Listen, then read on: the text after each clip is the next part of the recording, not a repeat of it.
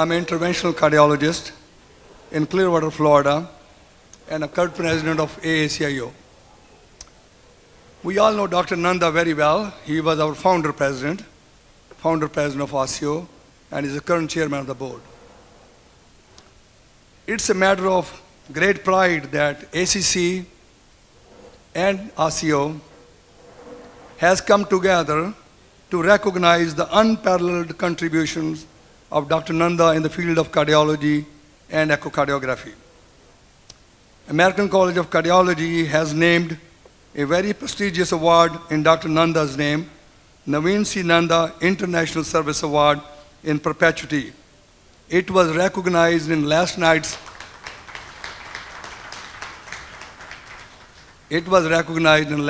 gala. There was more than 1,000 people, all past ACC leaders, all current ACC leaders, and all future ACC leaders.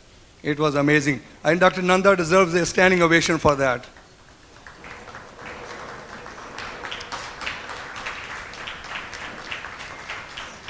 Thank you for that.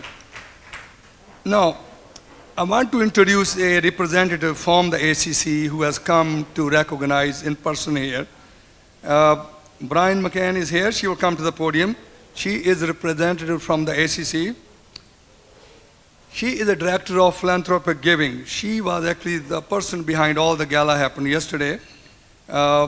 She has various roles during this time for the non-profit, science-based organizations. She resides in Birmingham. She does a lot of these activities, and I truly appreciate you. I've been working with her almost for the whole year to make this very prestigious honor for Dr. Nanda. Brian, thank you very much, and I will invite you to the podium.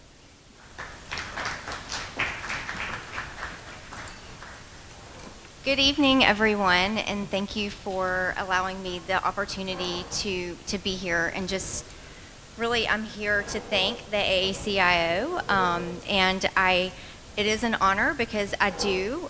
Dr. Nanda and I share that we both live in Birmingham, so we're neighbors, so that's a wonderful thing. But also how well respected he is, not just in the cardiology community across the world, but in Birmingham, Alabama. So it is a great honor that we share the same city, and that I'm here to thank the AACIO tonight. So I am here on behalf of the American College of Cardiology's Board of Trustees, and Dr. Wilson was going to be. He was going to do thank the AACIO tonight, but he had to go to another dinner, and so he sends his sincerest apologies. But this is what he planned to share with you all. Again, this is on behalf of the entire American College of Cardiology Board of Trustees. On behalf of the ACC, we want to thank the American Association of Cardiologists of Indian Origin for their generous support in establishing the Naveen C. Nanda International Service Award.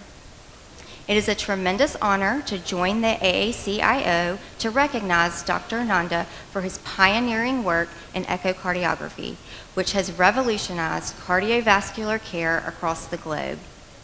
Known as the father of modern echocardiography, his contributions from early breakthroughs in pediatric imaging to advances in Doppler and transesophageal techniques, he saved lives and shaped the future of cardiovascular imaging. Equally impactful is his lifelong dedication to education and mentorship, which has empowered hundreds of physicians around the world. We are deeply grateful to the AACIO for its leadership, especially Dr. Rakesh Sharma for championing this effort and honoring a legacy defined by innovation, service, and global collaboration. The naming of the ACC's Distinguished Award for International Service in Dr. Nanda's name is a fitting tribute to his extraordinary career and enduring commitment to advancing heart health worldwide. We are excited for this award and the ability to continue to inspire future generations of cardiovascular leaders to carry forward Dr. Nanda's vision of excellence, equity, and international partnership in the field of cardiology. So once again, on behalf of the American College of Cardiology and the American College of Cardiology Foundation, we are forever grateful for this incredible, generous gift made by the AACIO, to name this award in Dr. Nanda's honor. And as Dr. Sharma said, it will live in perpetuity. It was used to establish an endowment for this award. So it will always live on in your name, and it leaves a tremendous legacy on the college. So thank you.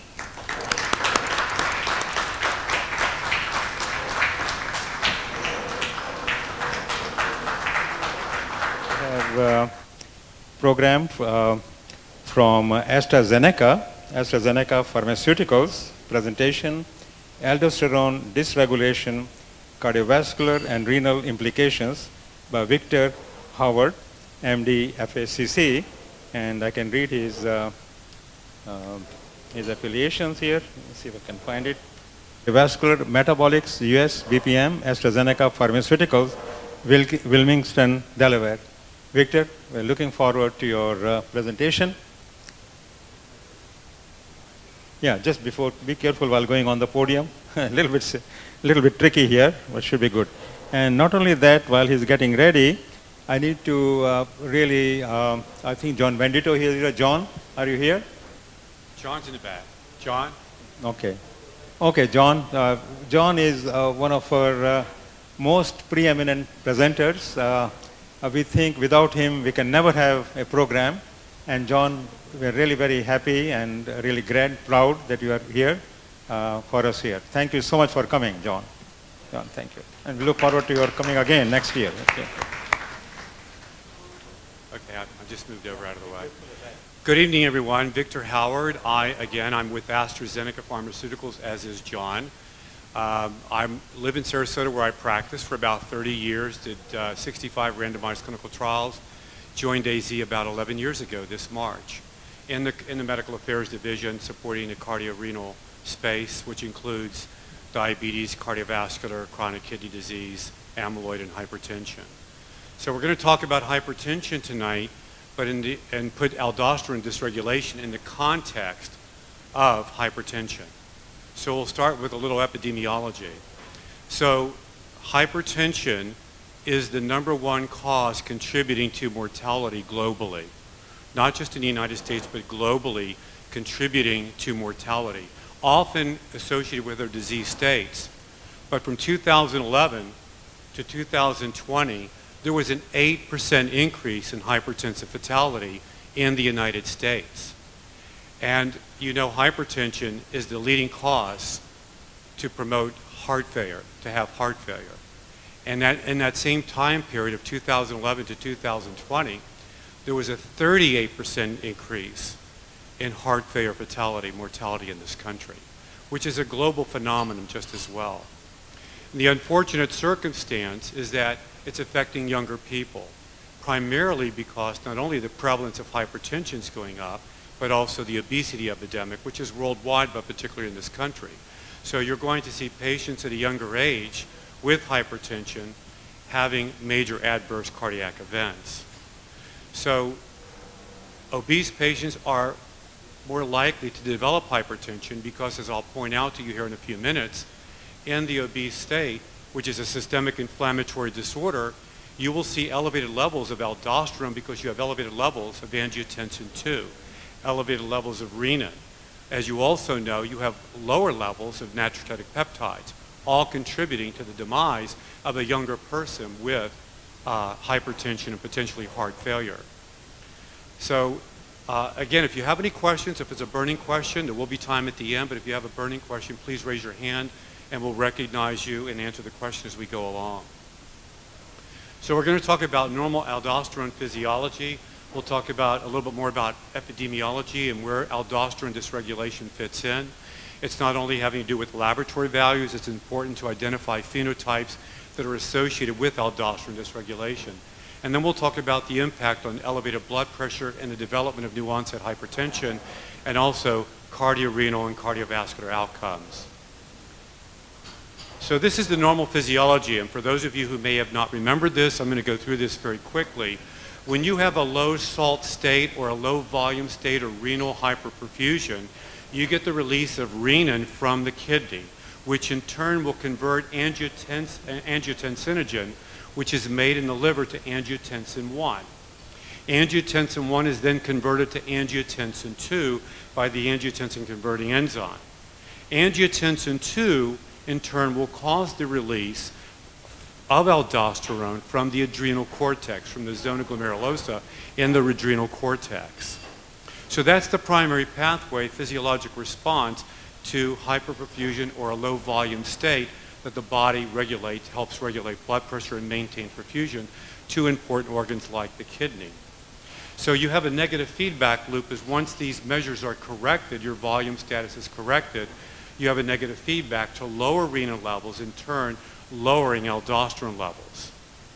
So if you have, you can have other things happen with angiotensin 2, and just as a reminder, angiotensin 2 is a very potent vasoconstrictor. It also causes vascular remodeling. It also, importantly, will cause the secretion of antidiuretic hormone. So if you have elevated levels of angiotensin 2 for an extended period of time, those systemic inflammatory changes can lead to cardiovascular damage. So angiotensin 2 just has other important variables, not just the release of aldosterone. So what is aldosterone dysregulation? Well, the pure form is primary aldosteronism, where renin levels are below 0.6 to 1.0 picogram per ml with elevated aldosterone levels. In the past, it used to be above 30 nanograms per liter. So now it's different, where there's a continuum of aldosterone dysregulation, with primary aldosteronism being the pure form, the most advanced form. But we now know that you can have elevated levels of aldosterone with suppressed renin levels, leading to what's called aldosterone dysregulation.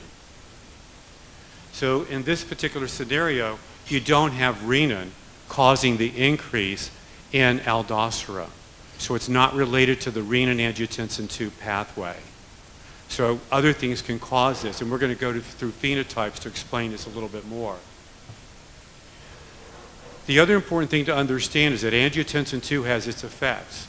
The mineralocorticoid receptor, through which aldosterone primarily works through the classical pathway, can also be modified by other systemic factors, such as hyperglycemia. So if you have a type 2 diabetic, they typically have low aldosterone levels, but their mineralocorticoid receptor is overactivated. It triggers at a lower threshold, causing the effects of the levels of aldosterone that exist in a type 2 diabetic. So there's hyperactivity, so to speak, of the mineralocorticoid receptor in type 2 diabetics. This also happens in obese patients. So the mineralocorticoid receptor can also be modified by cortisol. It can also be modified by other oxidative inflammatory states. So it's important to understand that the mineralocorticoid receptor can be modified by other factors that are ongoing, not just by aldosterone. So the pathway I just described, aldosterone, the classic genomic pathway, is aldosterone interacts with the mineralocorticoid receptor, gets internalized into the nucleus, modifies transcription, and causes ultimately a reabsorption of sodium and expanding volume to restore normal hemodynamics. And then negative feedback kicks in. But there's also these non-genomic pathways. The non-genomic pathways tend to be accelerated. They work much faster with aldosterone than the classical genomic pathway. So here it is different.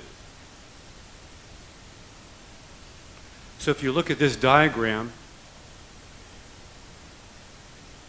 I don't think it's, this is not, no, it doesn't show up here, but aldosterone can be secreted in response to, as I've already spoken to you, angiotensin 2 in response to renin. It can also be released in response to hypokalemia. It can be released in response to leptin. And these other factors can modify the mineralocorticoid receptor that I alluded to. In the normal genomic pathway, the aldosterone will interact with the mineralocorticoid receptor, will be internalized to the nucleus, causing reabsorption of sodium and excretion of potassium, restoring volume status. In the non-genomic pathway, the mineralocorticoid receptor may or may not be involved. So there's other proteins that interact with the mineralocorticoid receptor. Striatin, CAV1, will modify the mineralocorticoid receptor to have these certain effects of aldosterone. There's also other receptors that will interact with aldosterone. One of the important ones is what's called G-coupled protein estrogen receptor. So it's a completely different receptor interacting with aldosterone to cause the effect of aldosterone. In the end, when you have persistently elevated levels of aldosterone, this leads to a chronic inflammatory state.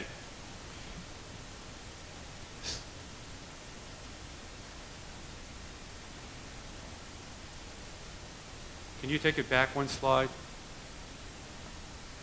So what you get is endothelial dysfunction. You have a damage to the glycocalyx and the enzymes in the glycocalyx on the epithelial cells, and you get endothelial dysfunction leading to a loss of nitrous oxide, which leads to the inability to appropriately vasodilate throughout the cardiovascular system.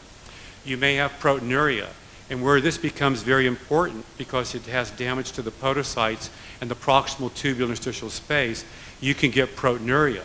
And one of the important places where you have to think about aldosterone dysregulation is if you have a patient with chronic kidney disease with albuminuria and you have them on an ACE or an ARB and they don't improve. The albuminuria doesn't get better. This should be a clue to you that this could be aldosterone dysregulation. Proteinuria will continue to progress. You get development of atherosclerosis, which I'll show you here in a few minutes. You also see inflammation and end organ fibrosis. We all know that aldosterone chronically elevated will damage tissues, cause a change in the structure of the tissue, and there will be abnormal collagenous matrix, leading to end organ fibrosis.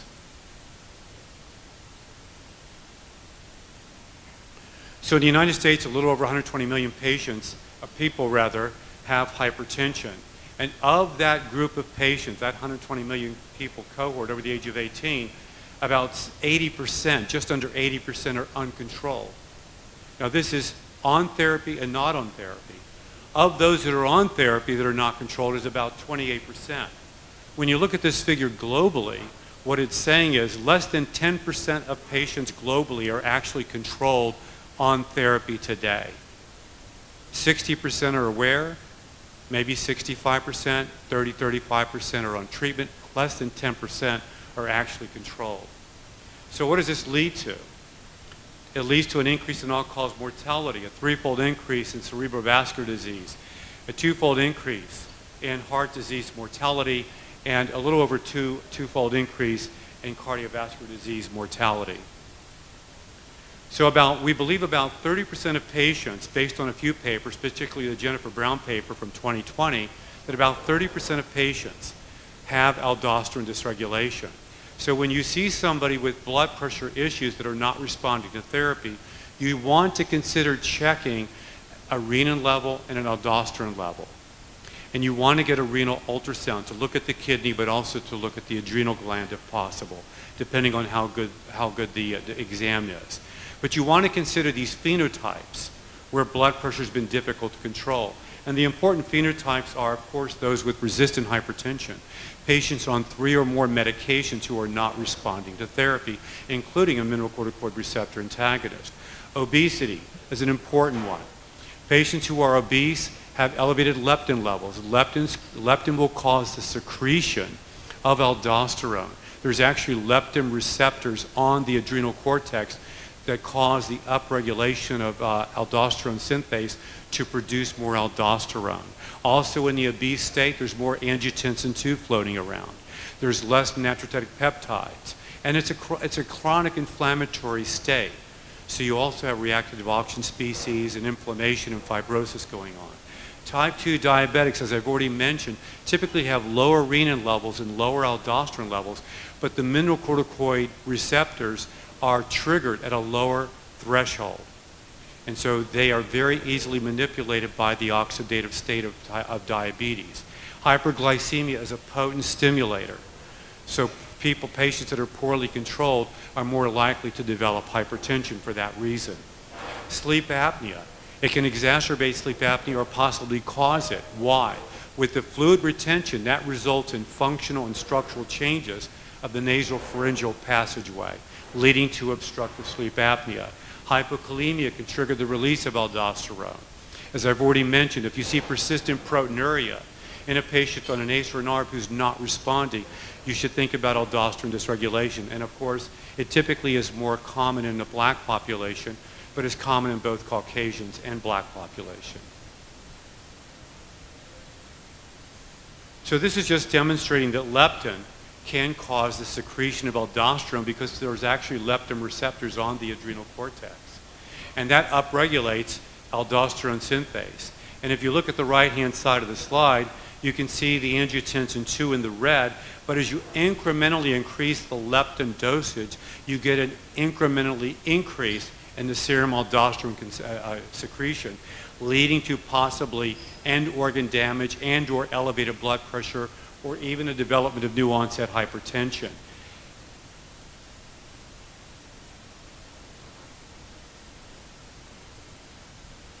Can you advance the slide? So this is getting back to Jennifer Brown's paper. What she did here, she took a cohort of just under, I think just a little over 1,000 patients, and she was measuring a 24-hour urine for sodium and urinary aldosterone, as well as looking at all the other cofactors. And what's important about this analysis is what she demonstrated. She demonstrated these patients were volume replete, that their sodium levels were normal.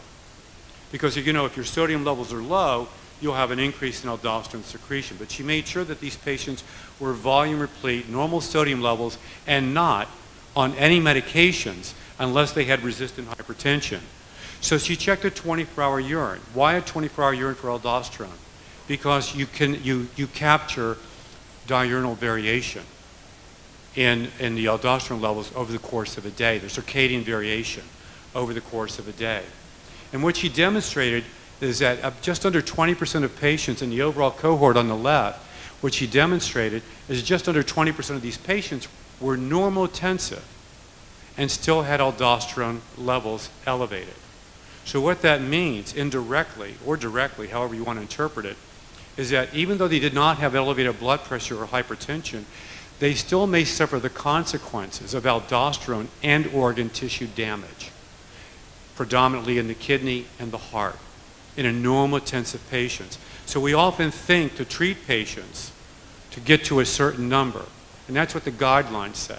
But what we ought to be thinking about is what other comorbidities do they have? And that should lower your threshold for being more aggressive in treating these patients with blood pressure, because even 20% of patients who were normotensive had elevated aldosterone levels. And then in the untreated stage 1 and stage 2 hypertensive patients, you can see the percentage of patients that indeed had elevated urinary aldosterone levels. Even in the treated resistant hypertension, 25% had elevated aldosterone levels. On the right-hand side of the slide in blue, she's looking now within that cohort of the patients who demonstrated suppressed renin levels. So now you have elevated urinary aldosterone levels with suppressed renin levels. And what she demonstrated, as you can see, 20% of the normotensive patients still had elevated aldosterone levels, but as you go up in hypertensive stage, aldosterone levels were higher. And in fact, in the resistant hypertensive patients who were treated, up to 58% had elevated urinary aldosterone levels. So it's a clue that the higher the aldosterone levels in patients who were volume replete, not on medications, had elevated aldosterone levels that correlated incrementally with an increase in blood pressure, but also was identified in patients who did not have hypertension. So this is from the MESA trial. The MESA trial, the multi-ethnic study of atherosclerosis. This was not a blood pressure trial. They were looking at atherosclerosis and following patients over time. Most of these patients had 13 to 14 years of follow-up. And what they did is they looked at serum aldosterone levels over time.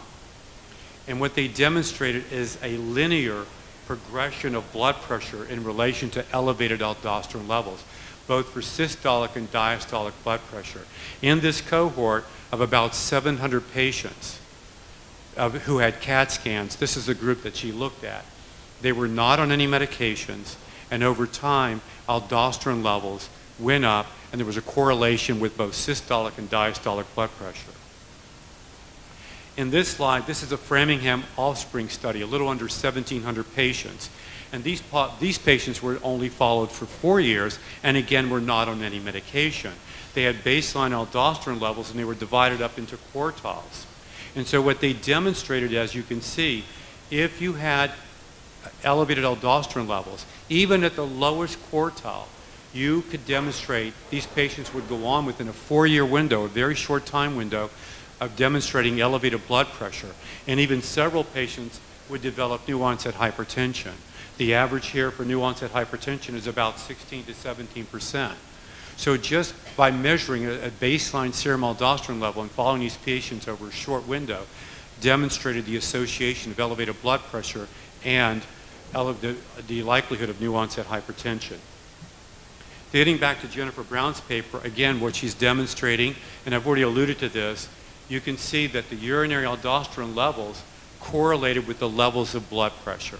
The higher the level, the more likely you were to have stage 1, stage 2, and resistant hypertension. So it's something to think about when you see these patients with the particular phenotypes. You definitely want to measure an aldosterone level, a renin level, get a renal ultrasound, but to be complete, in some cases you want to get a 24-hour urine for sodium to make sure they're volume replete, and a 24-hour urinary aldosterone. And I know I'm speaking to cardiologists, and you're probably saying, why? But it's important to do in your hypertensive patients, because in any given community, like I know in my community, I would get these patients. Most of the cardiologists would be treating these difficult hypertensive patients, not necessarily nephrology or endocrinology. So it's very important to understand that. And cardiovascular consequences are significant. So what's happening? Well, this is just an overview. You can see the hypertension basically can lead to a prothrombotic state. Again, because it's affecting the glycocalyx and the enzymes that are involved in the glycocalyx. You lose nitrous oxide. You lose the ability to vasodilate, and autoregulation is lost of the coronary vasculature. You can see vascular smooth muscle migration, proliferation, hypertrophy, abnormal collagenous matrix, not only in the vascular system, but also in the heart. You see myocyte hypertrophy.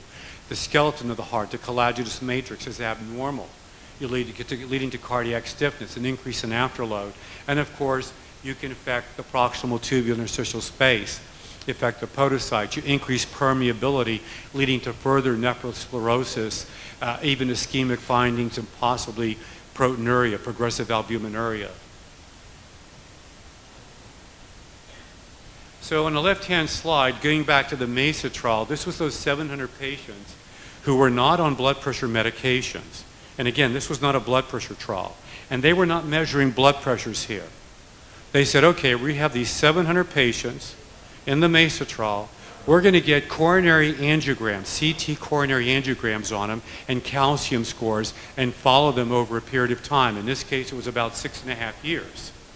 And what they demonstrated is that irrespective of blood pressure, based on elevated serum aldosterone concentrations, as the serum aldosterone concentration increased, subclinical atherosclerosis progressed. In other words, calcium scores over time got worse over time, simply based on the serum aldosterone level. And other confounding factors were taken into account, and the data was adjusted for. On the right-hand side, this is a single-center study looking at patients who underwent elective PCI, not acute PCI. And what they demonstrated by measuring a baseline aldosterone level is those who had an aldosterone level above 25 picogram per ml, hopefully you can see that well enough, above 25 picogram per ml, they had cardiovascular events over a 15-month window, including non-fatal MI, possibly stroke, and even mortality, irrespective of blood pressure.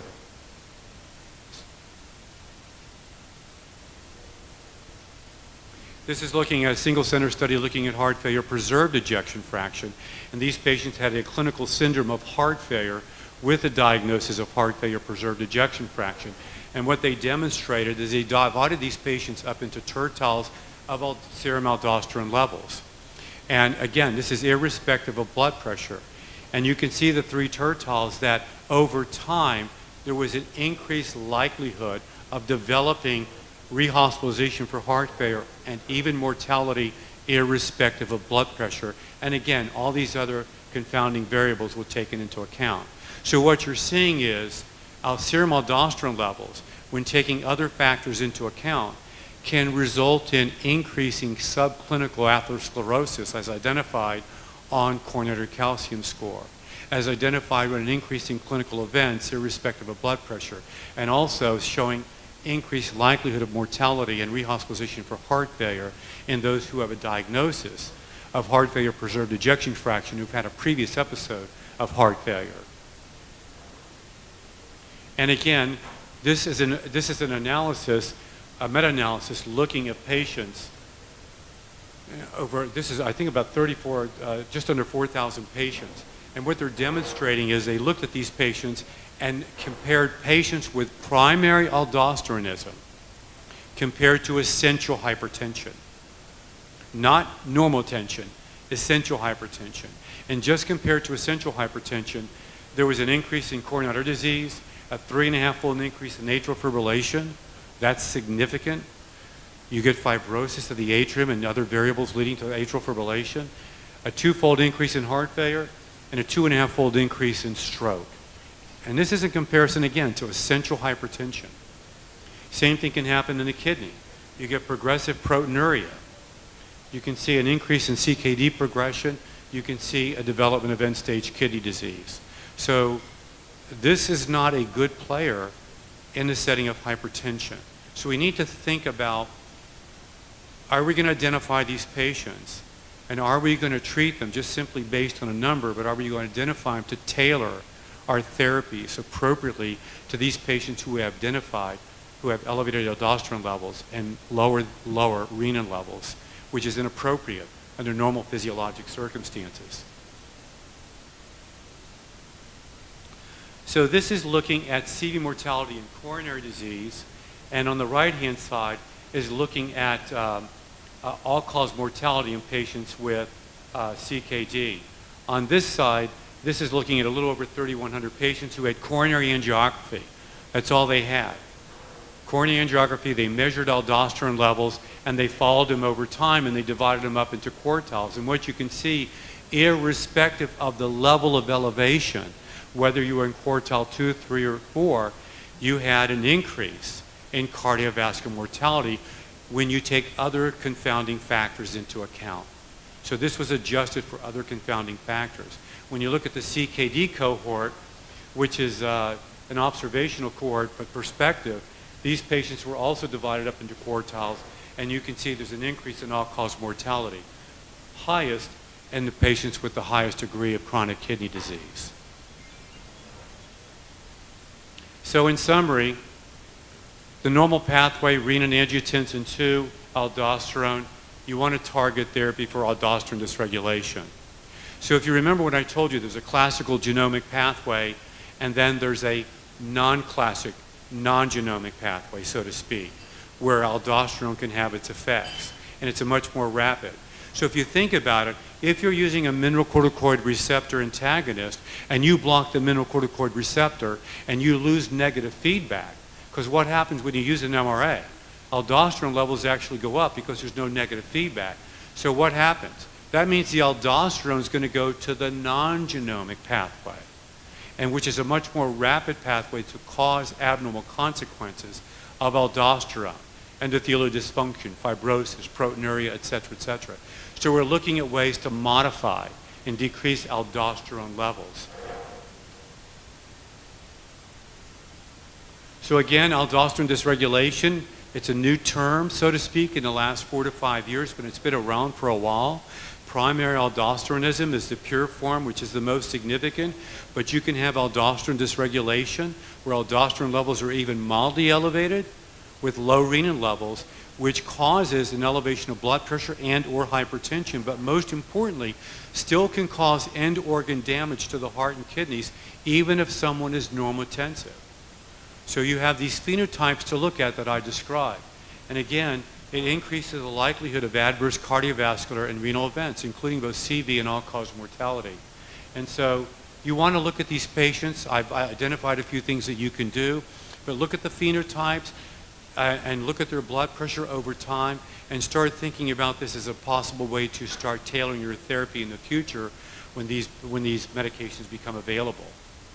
So this is a medical affairs website. It's called azmedical.com. You can photograph the QR code or just remember azmedical.com. At this website, you can possibly get these slides on disease state. So this was a disease state talk. You can get the slides with the notes and the note pages that you can use for educational purposes for yourself, your colleagues. If you do talks, it's a great resource. You can use it for your patient. Is there any racial difference? Any racial difference in subclinical hyperaldosteronism? Yeah. Because African Americans. No, but you'll see this more often in a black patient population, which is a more salt-sensitive, hypertensive patient, just like elderly, so that's a possibility. And another big group is postmenopausal women. You know, once you go through menopause, the hormonal milieu changes, and they're more predisposed to hypertension, with this being a player possibly. Any other questions? There's one more over there. He's saying short question, short answer. Right.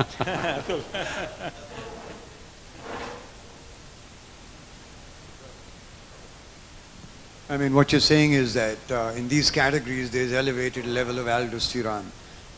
Are you suggesting that if the aldosterone levels are elevated, you use an antagonist in the management of hypertension? Are you saying do we have an antagonist? No. Are you suggesting that we add to the antihypertensive regimen with an antagonist in these Possibly situations? eventually when something becomes available, yes. And you probably will still need to use it in combination. Well, if there are no other questions, thank you. Let's give a large ovation. Thank you very much. Victor Howard, thank you very much. And also give a standing ovation to both of them, Dr. Howard as well as John Vendito. Please stand up, everyone. John. Okay, the next speaker is from Novartis. Novartis presentation is going to be elevated LP small a, overview and associate risks in the South Asian community, something which would be very interesting to all of us. And this will be given by Dr. Nathan Wong. He is professor and director, Heart Disease Prevention Program, Mary and Steve Venn Cardiovascular Division, University of California, Irvine School of Medicine, Irvine, California. Dr. Nathan Wong, please go on. Hey, how are you? Nice meeting you. Dr. Nanda. Yeah. Fantastic to see you. Yeah, I saw you at LA. Well, thank you very much, Dr. Nanda and Dr. Sharma. It's my real honor to speak with this distinguished group tonight. And I'm actually very fond of India. I go there. I've been there many times as a international advisor for the Lipid Association of India. So I have many friends in India and get there quite a bit. And I've heard a lot about your group. So anyway, I'm a cardiovascular epidemiologist at UC Irvine and University of California, Irvine, and I've been on a faculty there since 1988 and involved in the preventive cardiology space and lipids, done a fair amount of work with cardiovascular risk assessment involving coronary calcium over the years. And over the last several years, I've developed quite a passion for lipoprotein(a), so that's what we're going to talk about tonight.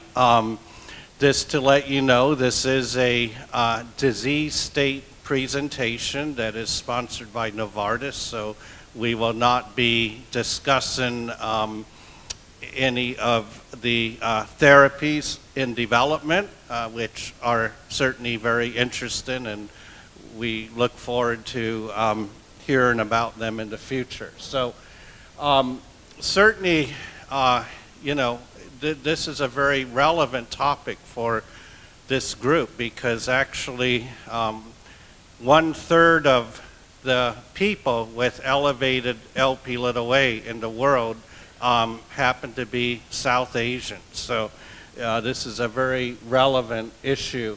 And let's see if I can, okay, and then these are my disclosures. And do scan the QR code to complete the presentation survey if you have a chance to do that. Okay, and I think it's on the next slide too. So what we're going to do is we're going to discuss elevated Lp(a) as a risk driver for atherosclerotic cardiovascular disease and premature events, its relevance in the South Asian population, and a little bit about its testing and management. And elevated lipoprotein(a) is actionable today. So that's the theme I really want to leave you with tonight, because even though we currently don't have available pharmacotherapies, the point is that elevated Lp(a) identifies higher risk patients that warrant more intensive risk factor intervention. And let's see, okay, so we kind of skipped over that, but so the first part of this is really talking about it as a risk driver for atherosclerotic cardiovascular disease and premature events. Most of you know that lipoprotein(a) is an LDL-like particle, so it's actually an apolipoprotein B that is covalently linked by disulfide bonds to an ApoA. And what's important to know is that the size of the Lp(a) particle can vary significantly from individual to individual and from population to population. So, and it depends on these Danish Kringle-like structures. Let's see, I guess the pointer is not working too well, but so we have these KIV2 repeats that are these Kringle-like structures on the left there. You see they're in gray, for example. So the fewer the number of these repeats, the smaller the particle size and the higher the concentration of lipoprotein(a). So certain populations, such as African Americans, for example, have fewer repeats and higher Lp(a) concentrations, and South Asian people may also have somewhat smaller isoforms that help explain their higher concentrations compared to other populations. And there are data that show that the Lp(a) particle from Mendelian randomization studies may be up to 6 times more atherogenic than the LDL particle. So we really have to recognize the atherogenicity of elevated Lp(a), and it promotes cardiovascular risk through pro-inflammatory, pro-thrombotic, as well as pro-atherogenic properties. So there are many different ways that it can contribute to increased cardiovascular disease risk.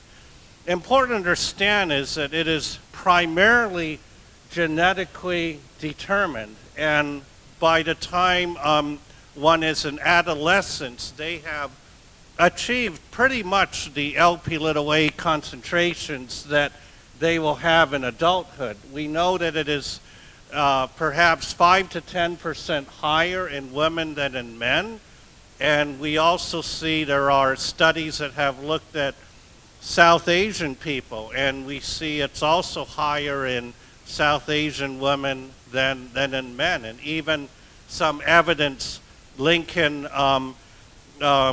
Lp(a) maybe more strongly to atherosclerosis in South Asian women compared to men.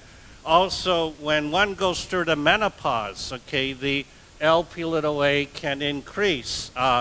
Some studies show even more than a 20% increase pre versus post-menopause. So even though we recommend testing at least once in a person's lifetime,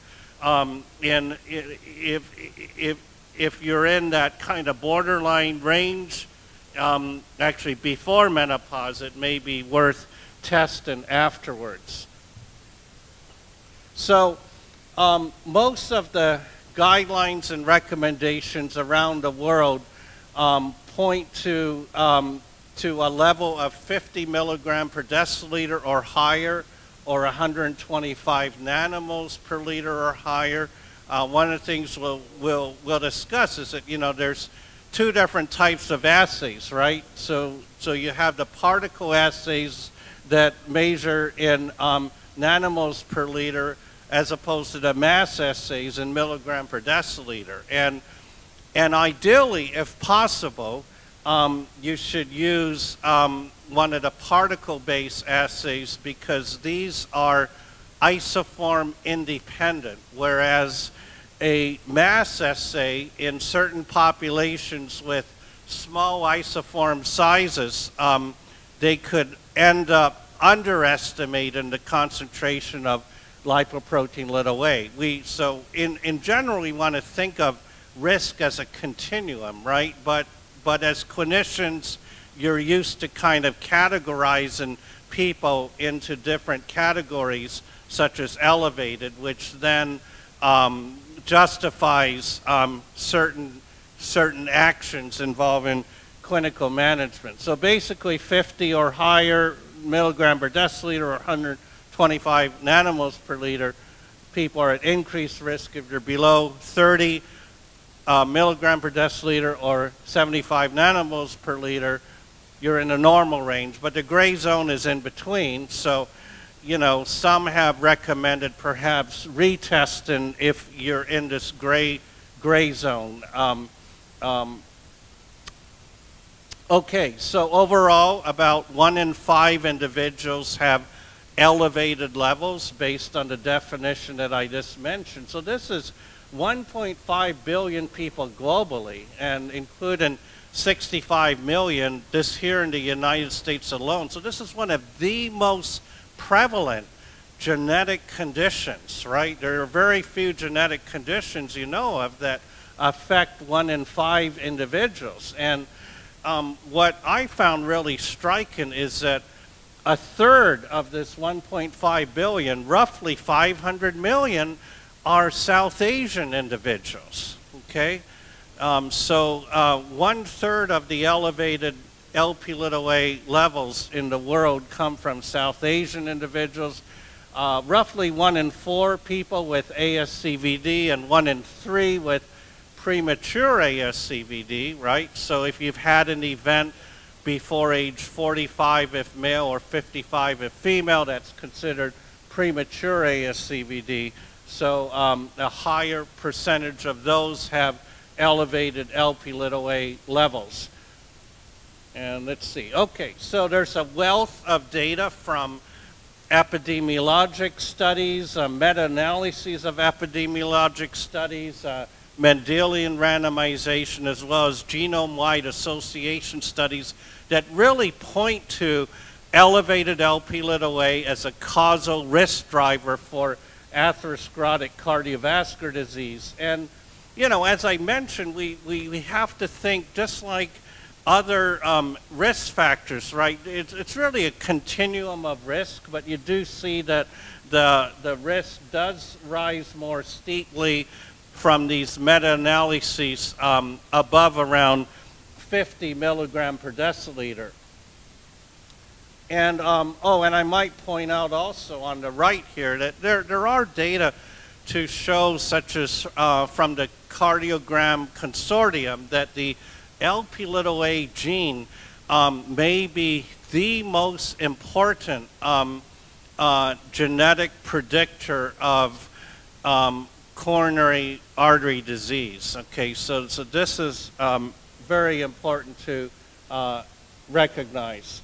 And so Lp(a) is an independent causal inherited risk driver for cardiovascular disease, and that where there's an increase in levels are associated with an increase in risk of cardiovascular disease events.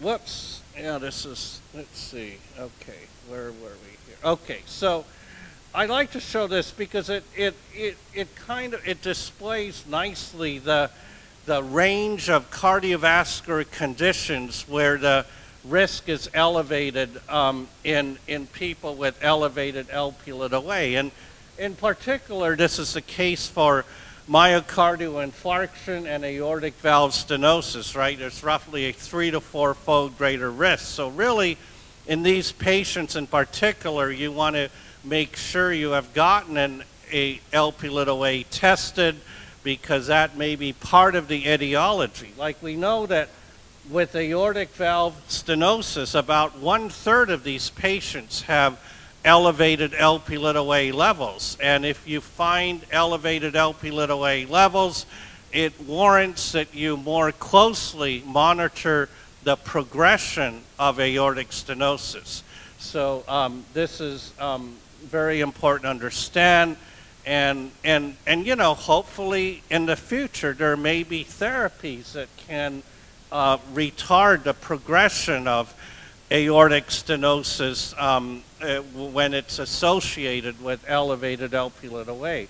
Also ischemic stroke, heart failure, cardiovascular mortality, peripheral arterial disease, and all-cause mortality and atrial fibrillation, somewhat lower, but still in some studies statistically significant increased risk associated with elevated Lp(a).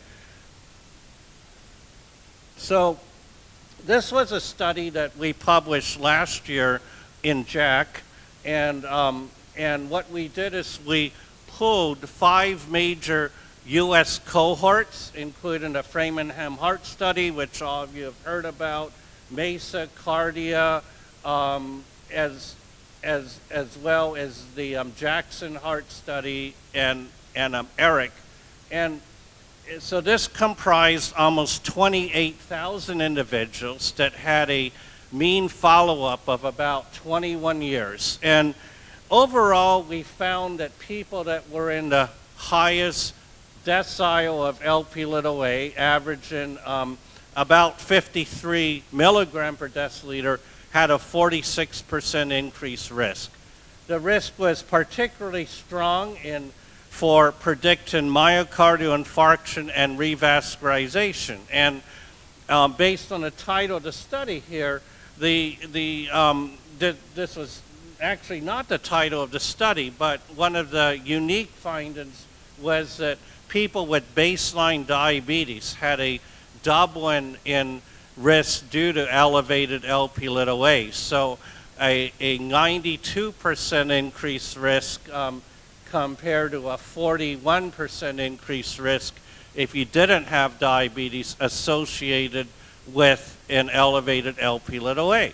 So this is particularly significant for the South Asian population, given their higher prevalence of diabetes and metabolic syndrome. So another reason why, you know, particularly these individuals should be tested for Lp(a). So there are also studies that show that that in persons with premature atherosclerotic cardiovascular disease, if you use this Gensini scoring method to assess the severity of CAD, the more severe the disease is, so greater stenosis, more vessels involved, the higher the Lp(a).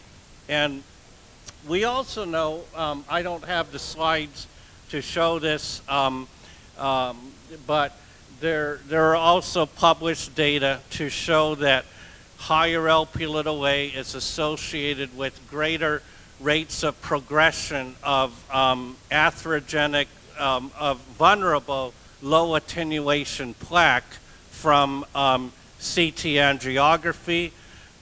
We also published last year in actually JAK imaging data showing that higher Lp(a) levels predicted greater progression of coronary calcium as well. So, so this slide here really just again emphasizes that, you know, while roughly 1 in 5 people in North America have elevated Lp(a), it's 1 in 4 in South Asia. And given the population of South Asian countries totals about 2 billion, they're the largest ethnic group in the world, that 495 million roughly have elevated Lp(a). So that's a third of the world's population with elevated Lp(a). It's this, I think, a very striking statistic. So let's talk about specifically in South Asian patients. So we know that ASCVD is quite prevalent, about 10% of patients, and premature ASCVD about 3% of people. And important is the point that there have been higher mortality rates that have been increasing over the last few decades in our South Asian patients compared to other ethnic groups. So particularly in India, you are seeing a continued increase in atherosclerotic cardiovascular disease, much more than what you see in other populations. So and the fact is that there are several reasons why our Lipid Association of India feels that other international guidelines are not sufficient to address this continuing epidemic in South Asian individuals. So we know that, so I already mentioned that there's been an increase in cardiovascular disease, and particularly ischemic heart disease rates, you know, in India, whereas these rates have been more stable or even decreasing in actually Western countries. We also see that South Asian people tend to have greater percentage reduction in luminal area, partly because of their smaller arteries. So this may be also why they are at increased risk of premature ASCVD. What's interesting is despite them having higher Lp(a) levels, the baseline LDL levels, you know, among Indian patients tend to be about 10 milligram per deciliter lower than other populations. So despite that, they are getting premature ASCVD roughly 10 years earlier. So this really brings up the suggestion that perhaps the international targets that have been applied, you know, across the world are probably insufficient for South Asian individuals. So perhaps targets should be at least 10 milligram per deciliter lower than in actually Western individuals if we're going to curb this increase in cardiovascular disease rates.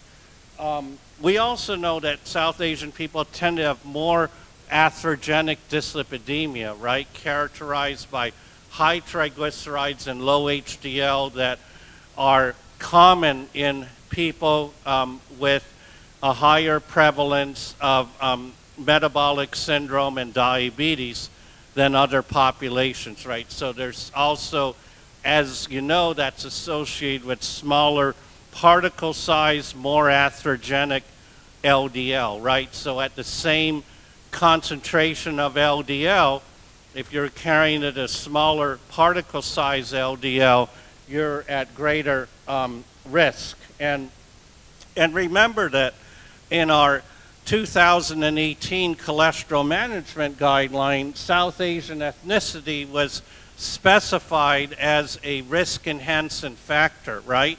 So remember that in the guidelines, while we recommend calculation of the 10-year risk as a starting point, you need to be assessing this whole list of risk enhancing factors. So you need to take into account South Asian ancestry, you need to take into account female-specific risk-enhancing factors like gestational diabetes, preeclampsia, even low birth weight infants are associated with higher cardiovascular risk. You need to take into account other biomarkers you may have if you have elevated HSCRP. And an Lp(a) of 50 or higher was also identified as a risk-enhancing factor. So I will point out that the Lipid Association of India does recommend targets of less than 50 milligram per deciliter for most patients with ASCVD or multiple risk factors, including diabetes and multiple risk factors, and actually less than 30 milligram per deciliter for extreme risk individuals. So these are people who maybe have multiple ASCVD events or one ASCVD event and several high-risk features that may include elevated Lp(a), as well as inflammatory factors. And even our consensus 4 recommendations points to if there's still continued recurrent events despite an LDL of around 30, we're recommending that we push that down to 10 or 15, okay, because this can help address some of that residual risk. Okay, so one thing we do know is that, and this is from UK Biobank data, that regardless of your race and ethnicity, the increment in risk per unit increment in Lp(a) is roughly about the same, okay? So for every, say, 50 milligram per deciliter increase in risk in Lp(a), the increase in risk is going to be roughly about the same regardless of your race and ethnic group. But one thing we have to understand is that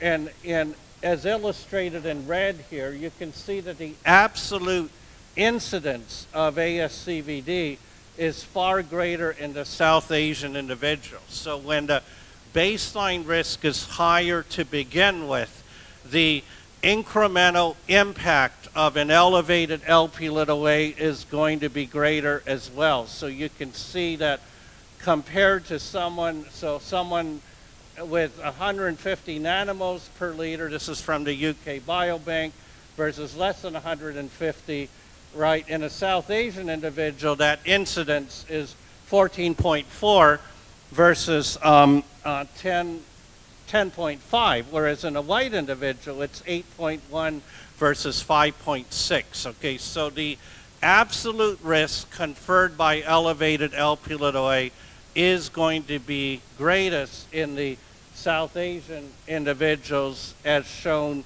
from the UK Biobank here. And so that alone is, justification that we take a more aggressive approach in management of risk factors. There are also data from the Inter-Heart study. Remember, this was a case control study led by Salim Youssef, who's a very famous Canadian cardiologist, and he was really one of the first. The Inter-Heart study was really one of the first to show that the Lp(a) associated risk with myocardial infarction was greatest in South Asian individuals, a 2.1 odds ratio and quite a bit lower for several of these other groups. Some have questioned why it wasn't elevated in African individuals. They felt that there just weren't enough people in that sample to have adequate statistical power. The other thing is that if you look at, in the same study, if you look at what percent of myocardial infarctions are attributable to elevated Lp(a), you're seeing it's about 9.5% in South Asian individuals, and that's quite a bit more than the other groups, right? Like in Chinese, it's only 2.3%. In European individuals, it's 4.6%. So the contribution to risk of an MI does seem to be greatest in the South Asian population. Okay, and then this slide here just shows there are a number of studies over the years that do show comparing cases to controls for coronary artery disease, myocardial infarction, and stroke. There is this consistency with higher Lp(a) levels, and that's not too surprising. Okay, so the third segment of this talk is really about testing and management. So one of the things we know is that if you look across different recommendations around the world, you see that they're pretty much aligned, whether it's our US NLA, ACC, or actually this US recommendations. But if you look at the European and you know the other recommendations, they're pretty much aligned around people with a personal or family history of ASCVD. I will say that in addition to Canada, Europe, as well as India, the United States, with the National Lipid Association, recently updated their recommendations for testing at least once in a lifetime. Okay, once in an adult individual. Okay, to American Heart Association statement to learn more about Lp(a). Okay, so let's see. Little trouble with this. Okay, so this points out here. So actually, with the Indian recommendations, levels of 20 indicate at least borderline risk, and we still use 50 to indicate high risk. So, and as I pointed out, the testing rates are very poor, right? Numerous studies done mostly here in the United States, even our University of California Medical Center system, overall testing rate was only 0.3%. These data are a few years old. We have seen increases in risk, including at my institution, since we implemented the best practice advisory. Whether that can be attributed fully to that, I can't say for sure, though. And 3 to 4% in people with a personal or family history of ASCVD, right? So we got a long ways to go to increase awareness, and especially in our higher risk population, such as South Asian individuals, we really need to think about testing. Let's see. A little challenged with the remote here. Can somebody advance the slide? I think the battery on this might be dead. I killed it.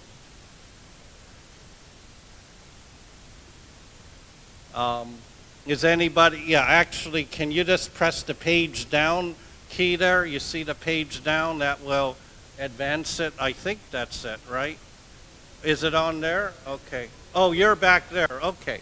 Yeah, just advance the slide if you could. The remote's dead. Okay, so anyway, so the concept here is that, whoops, now we're really dead. Okay. So, so I think we're in great. So let's go back to that last slide, okay? And then I'll just tell you to advance it.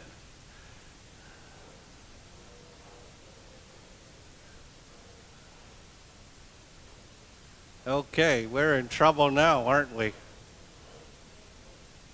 So let me just talk about that slide. So, and while you're trying to get it up, so the point is that an elevated LP(a) is more and more important in proportion to the person's risk, right? So if you have a high-risk individual with pre-existing ASCVD or multiple risk factors, right? An elevated LP(a) covers that much more, more significance as shown here versus someone with the lower LP(a), and then you can press the page down or whatever.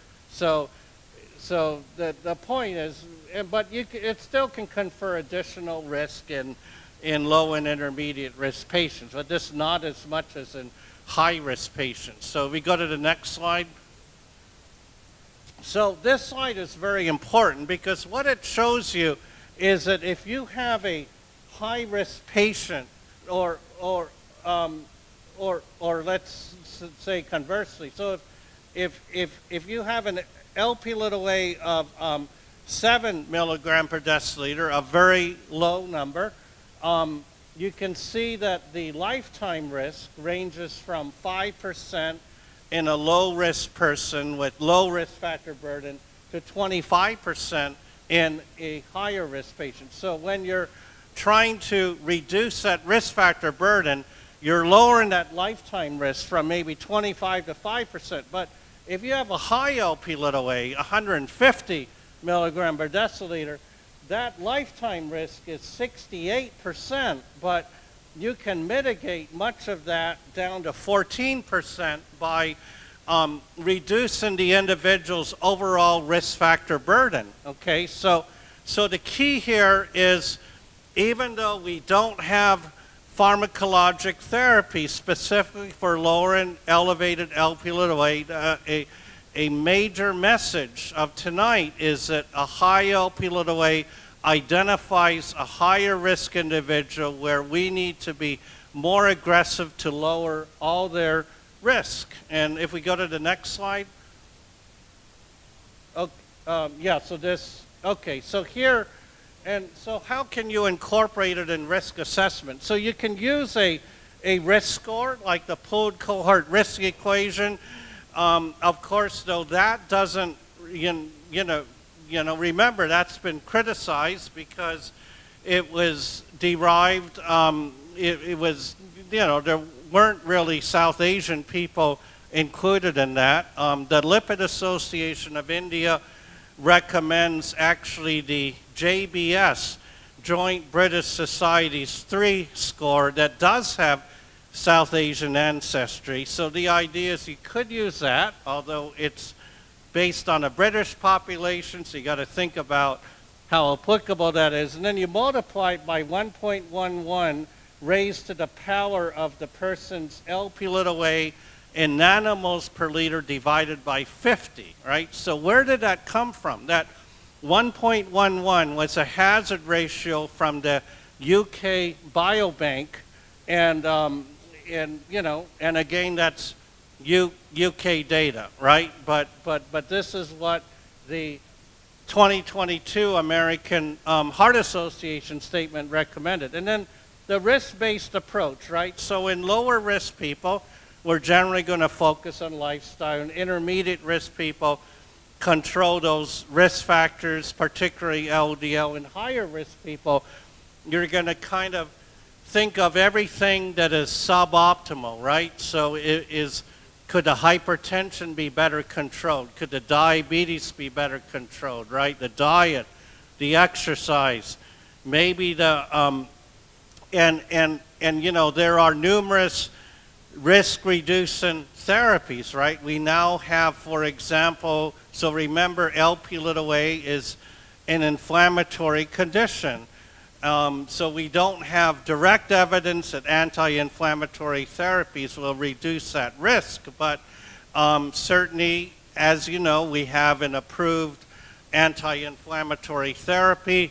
There are newer diabetes and obesity therapies with proven ASCVD risk reduction, and I always say how we have to get cardiologists on board to recognize the importance of these newer therapies for their patients to reduce that residual risk. So we can throw all these things to address that Lp(a)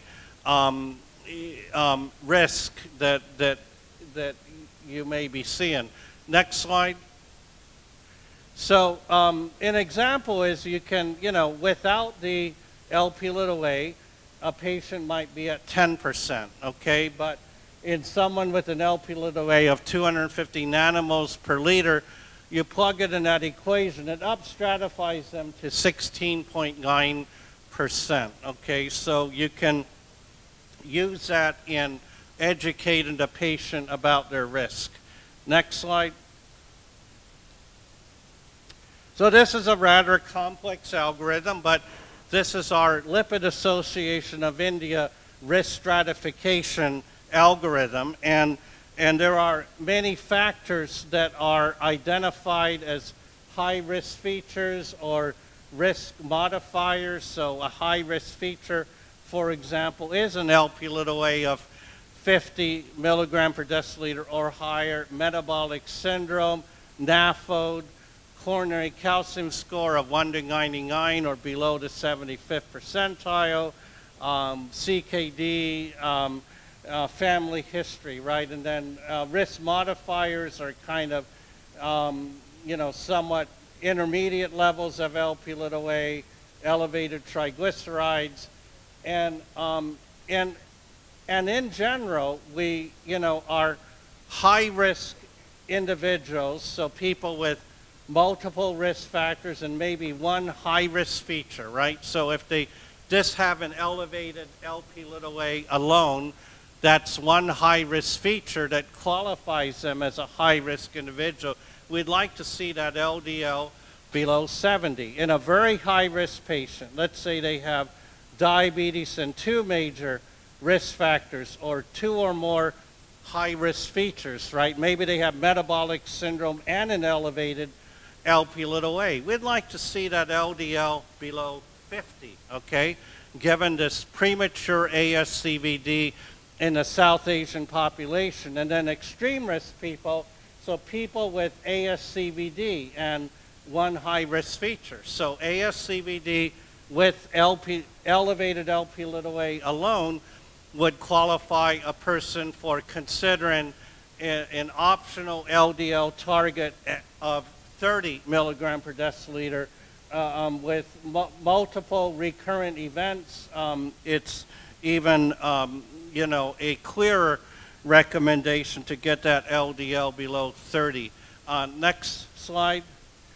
And this I hadn't planned on including originally, but since I've been involved with coronary calcium research since pretty much the beginning, over 30 years ago, I thought I'd show you what the LAI recommends. And basically, you know, you can see here that if you're 300 or higher, you're in extreme risk group, recommended an LDL below 50, 100 to 299, or 1 to 99 but greater than 75th percentile, a very high risk group, warranted an LDL target below 50.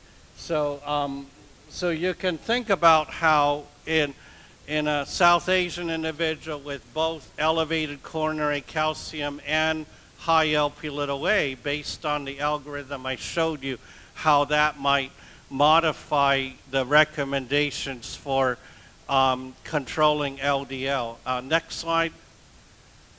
So this points out that we have, so this is from the Bruneck population study based in Italy. And what it showed is that if you add LP(a) to a risk score, in this case they used the Reynolds risk score, that this would result in reclassifying about 40% of individuals. So the whole point here is if you have an elevated LP(a), it should upward reclassify the patient's risk to a higher risk category, warranting more aggressive treatment. If you have a very low LP(a), conversely, it could down stratify your risk. So maybe you don't have to treat the patient quite as aggressively. Okay, next slide. And we recently published a US-based risk score.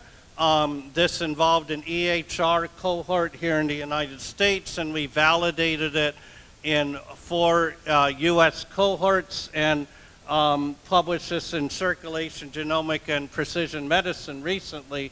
Unfortunately, we did not have South Asian ancestry, but I'm just showing this to you because it is a US-based risk score. And if we go to the next slide, similarly, yeah, and we did see a net reclassification improvement of about 21%.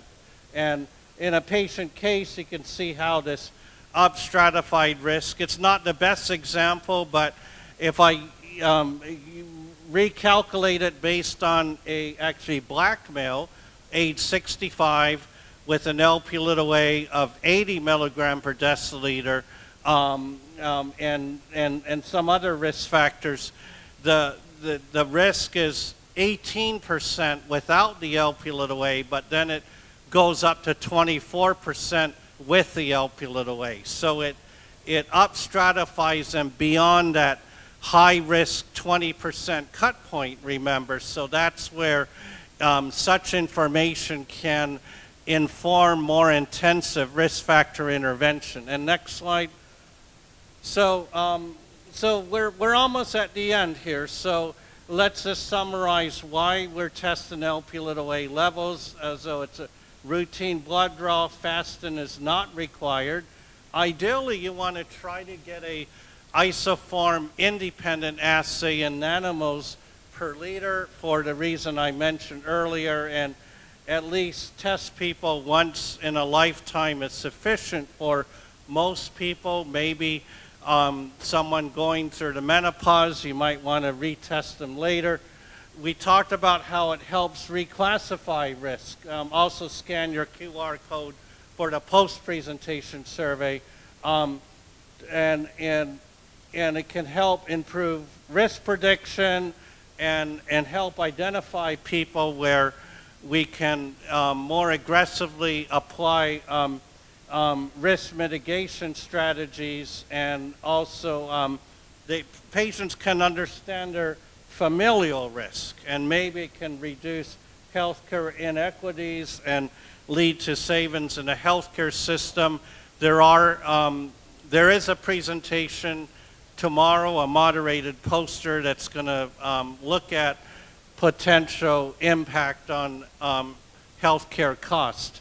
So let's go to the next slide. I think I think this is the last slide here. So so this kind of to summarize, we talked about how cardiovascular risk is greater in South Asians. They have more premature family history and premature events, and higher LP(a) levels. 1/3 of the people in the world with elevated LP(a) levels are South Asian individuals. There's many ways that we can culturally tailor our risk factor intervention strategies to provide them in a culturally sensitive manner for our South Asian patients. And of course, addressed a wide variety of risk factors to lower their overall risk. Okay, that's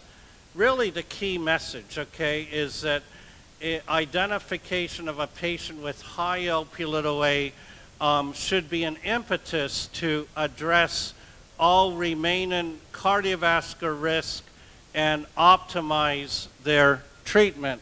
So I think that's the last one. Next slide. That's it. So thank you. I think that's Thank really you very much, and happy to address any questions you may that's have. really a fantastic talk. I'd like to give a big standing ovation to Dr. Wong, please. Thank you very much. Thank you. We have a few minutes for questions, short questions and short answers. And please come to the microphone because Yeah, I won't be able to hear otherwise. Okay.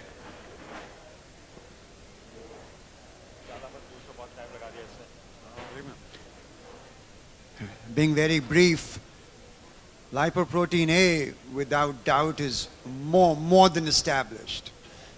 And the issue what the scientific audience face, what my own partners have said, is the outcomes data.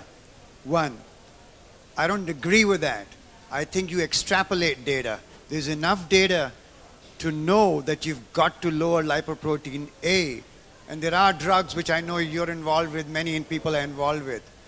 I cannot overemphasize to all of you here, at the age of 30 or 20 from a South Asian background, that a lipo A must be lowered.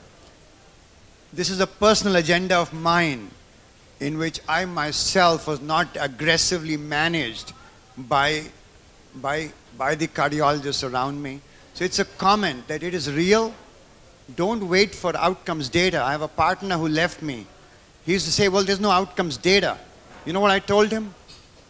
What are you waiting for? Until we are dead? And then you'll implement the lowering guidelines? It's here to stay. Yeah, it is actionable today, and thank you for your comment. There's a lot we can do today, even before we have the outcomes data from these newer therapies. Thank you very much, Dr. Okay. Wong. Thank you so much. Thank you. I heard you in India also, I heard you. Is going to be by Dr. Aman Preet Singh Wazir, and that's a Dr. Krishna Ramaswamy Award. He is going to talk exactly on 5 minutes. And if he takes more than 5 minutes, he doesn't get his check for $1,000. Very definite. We are very sure on that. Okay. So he's going to talk on navigating complexity, the role of intracardiac echocardiography in a challenging case to evoke transcatheter tricuspid valve replacement with cardiac implantable electric device. That's already 1 minute, so he has got 4 minutes more. Okay.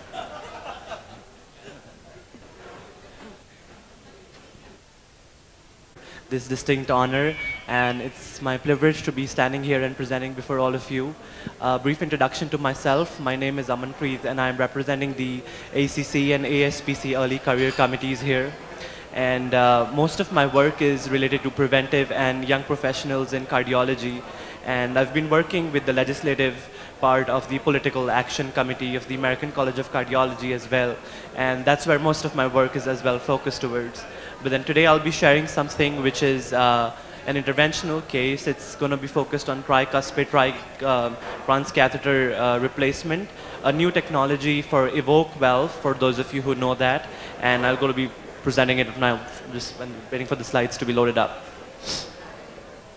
The next presentation is going to be by Dr. Rohil Bedi. It's a Dr. Madhumat Deshmukh Award, unusual presentation of bilateral cardiac masses, a diagnostic dilemma. Rohil? Rohil? Yeah. Just go ahead, don't worry about the slides. Yeah. I think I got him to load my slides, thankfully. Hello everyone, my name is Rohil Bedi. I'm one of the first-year cardiology fellows at St. Louis University Hospital in St. Louis, Missouri. Thank you, Dr. Nanda, Dr. Sharma, and the rest of the ACIO committee for having us here and for this honor. I'm presenting a case today of bilateral cardiac masses, something that's quite rare, not something we come across very frequently in practice. So I'm going to quickly go through this case presentation here. If we can get to the next slide. So this was a 31-year-old female. She initially presented to our hospital with a complaint of fevers, chills, left-sided chest pain, described as this pleuritic sensation that was that was worse with inspiration, with deep breathing, coughing. Also was having some fevers at home. Initially concerning for an infectious sort of presentation, essentially. Some of her past medical history here: polysubstance use, mood disorder, COPD, lupus, and seizure disorder. And you can see on the screen there some of her medications. Of note, she was a substance user, inhaling fentanyl, which was kind of concerning for us as well with this presentation of the lung findings, etc., that I'll discuss on the next slide. Can you please listen to the presentation here, please? Turn the noise down. Noise down, please. Okay. Yeah. Okay. Go ahead. Thank you. All right. Next slide, please. Oh, yeah. Is there next slide there? All right. So this is her index EKG. You know, what we can see on here, pretty much just remarkable for sinus tachycardia, otherwise fairly unremarkable EKG.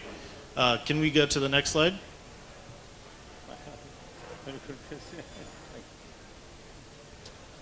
Just some of her index lab work. Again, elevated white count, kind of suggesting infectious etiology of her presentation.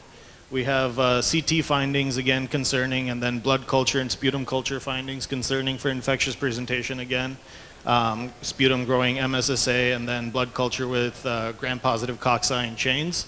Can we have the next slide, please?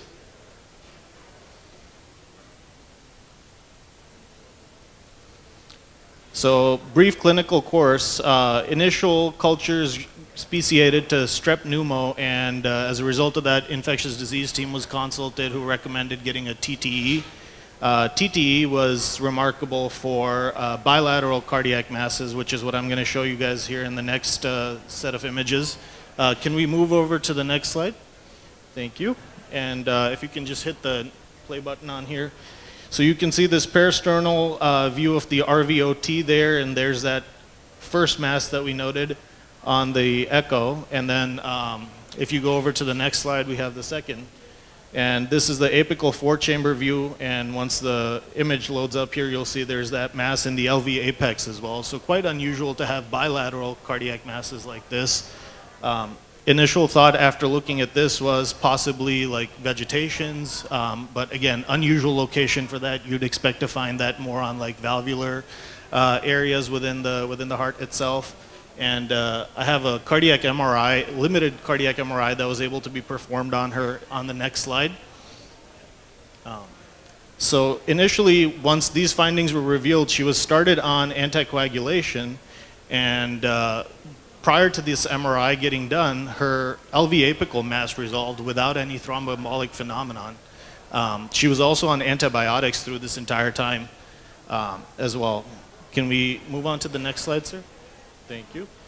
So rest of her clinical course, so like I mentioned, you know, we had her started on heparin because we could not rule out that these weren't bilateral thrombi, but there was no evidence of a hypercoagulable state either. So really, really unusual presentation. The CT imaging that was done earlier in her hospital course showed some septic emboli possibly in her lungs. So there was concern that this RVOT mass that was present was possibly throwing off microemboli that may be concerning and putting her at risk for a larger PE potentially even. So we had an interdisciplinary discussion with our interventional colleagues and decided to pursue aspiration of this mass, which was eventually done, and then pathology and microbiology reports from that revealed that this was strictly a thrombus. However, she was already on antibiotics at this time. We could not rule out that this was not a infectious process, and thus she stayed inpatient with us for a few weeks for IV antibiotics and anticoagulation both. 6 weeks later, she had a follow-up TTE that was done that revealed that both these masses had resolved at that point. Can we get to the next slide? This is just a gross view of like the photo of that mass that was aspirated from the RVOT. So really unusual case of this kind of bilateral masses that doesn't come across quite as often. You know, we see bacterial endocarditis frequently. The reason why I discuss this today is because two specific reasons actually. One is because, you know, it's hard to appreciate that a lot of times thrombi develop when there's a nidus for thrombi to develop, such as, you know, in an aneurysmal area of the LV potentially after an MI. In this case, we actually did not have any wall motion abnormalities in this patient's EF was pretty much normal that entire time, so it was unusual. And then the other reason is these cases require a little bit of interdisciplinary discussion between several teams in order to kind of decide, you know, when to pursue invasive management or not. And I think in her case, we decided to do it because of that high risk of the RVOT mass. But yeah, that's everything that I had. Thank you very much. Thank you very much. Thank you very much. The third presentation is going to be also Dr. Madhukar, their past presidents. Is going to be artificial intelligence in echocardiography. Where do we stand and what is the future? We have Dr. Nitesh Raj Dulal who is going to present this. Yeah, thank you. Very good. Take about 3 minutes. Hurry up. You know? Good.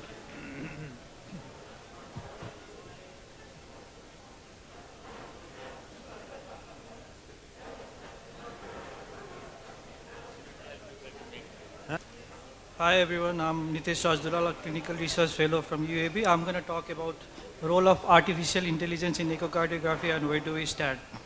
Echocardiography is a non-invasive real-time cardiac imaging that has been a cornerstone in cardiology. It has got its own challenges with being operator dependent, high inter-observer variability, time consuming for measurement and acquisition of the data. Here AI shows promise in improving diagnostic accuracy, automation and standardization, along with enhanced workflow. So what are the uses of AI in echo? The first and foremost is for view classification and image segmentation. Standard views like A2C, A4C, plaques and PSAX can be accurately diagnosed with more than 95% that has been shown in many studies. Apart from that, it is also helpful in image segmentation, where images are divided into distinct regions based on various characteristics. It's a foundation for automated measurement. The second use is for cardiac function assessment. Various functions can be assessed like LVF calculation with 2 to 4% of mean absolute error versus expert. It is also helpful in global longitudinal strain calculation and also for automated measurement in 3D TTEs. AI is also useful in disease detection and prognosis for various pathological identification like hypertrophic cardiomyopathy, amyloidosis, pulmonary arterial hypertension. Please keep the noise down. Noise down, please. Noise down. It is also useful for assessment of various severities of valvular disease like mitral regurgitation and aortic stenosis. Apart from that, AI model can predict outcomes, for example, in heart failure, offering mortality and hospital. Can you go to next slide, please? It has got its own limitations. Next one, please. With the black box where we don't know how AI gets its decision. We know the input, we know the output, but we don't know how AI makes a decision. That creates a hard to justify decision relying solely on AI outputs, as there might be a risk of misdiagnosis without interpretability. Apart from that, there is also bias and data quality issues with demographic and equipment imbalance, generalizability and variability in image quality. There is also philosophical dilemma with AI learns from patterns but not from clinical reasoning, and there is also gap in interpretation approaches in human versus machine cognition. So we need to preserve empathy and skill, which is a foremost for patient care. We need to know that AI is a tool, not a replacement for holistic clinical judgment. For the practical consideration, regulatory agencies must have clear guidelines for approval and post-marketing surveillance. There should be a proper training and education for clinicians in the use of AI, and the hospitals should have a proper integration system for the use of AI.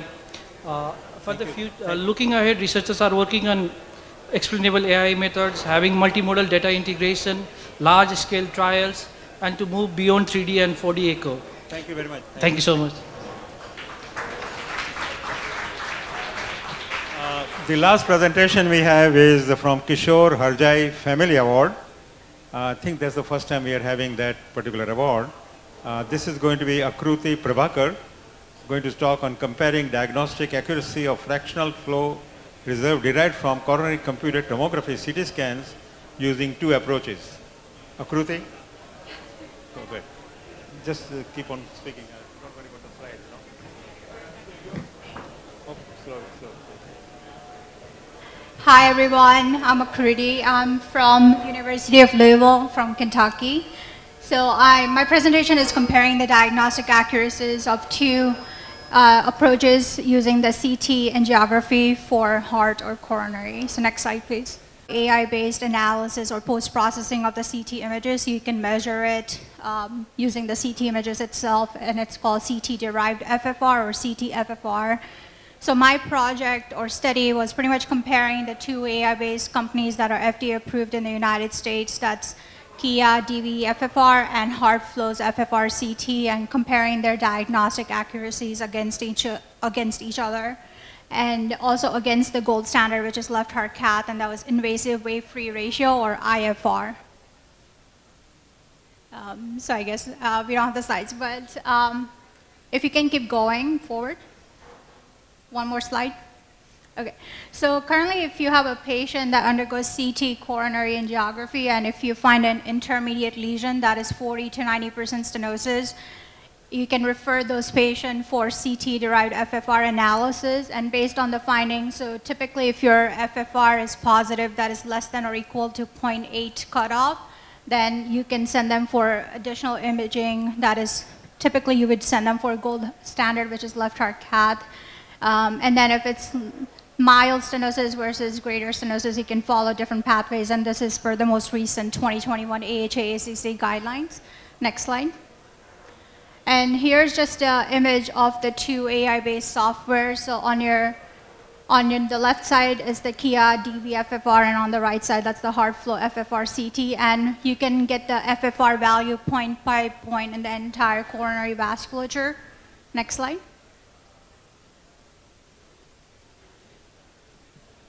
Next slide. So we pretty much compared the diagnostic accuracy. We had only 25 patients at the University of Louisville. We're trying to expand the study. But the patients we reviewed between 2021 and 2024. Next slide. Next slide, please. Okay, so we had 25 patients and we analyzed 44 segments. So 76% of the patient had maximum stenosis of more than or equal to 50%. I think the highlight from this slide is the agreement with the invasive FFR measurements. So in the middle, FFR-CT and both DV-FFR had moderate correlation and agreement with the invasive values on per lesion basis. But the FFR-CT and DV-FFR inner correlation was much higher and had a stronger relationship with the Pearson coefficient of 0.66. Next slide. And on per lesion basis as well as per patient basis, HeartFlow's FFR-CT had a higher sensitivity and negative predictive value, and the later Kia's DV-FFR had a higher specificity and higher positive predictive value. But overall, both AI-based post-processing softwares had efficient accuracies with higher AUCs on both per lesion and per patient basis. Next slide. And next slide. So in conclusion, both HeartFlow's FFR-CT and Kia's DV-FFR were effective in identifying hemodynamically significant lesion, intermediate stenosis lesion, and were in correlation with the most recent recommendations from the 2021 guidelines. And next slide.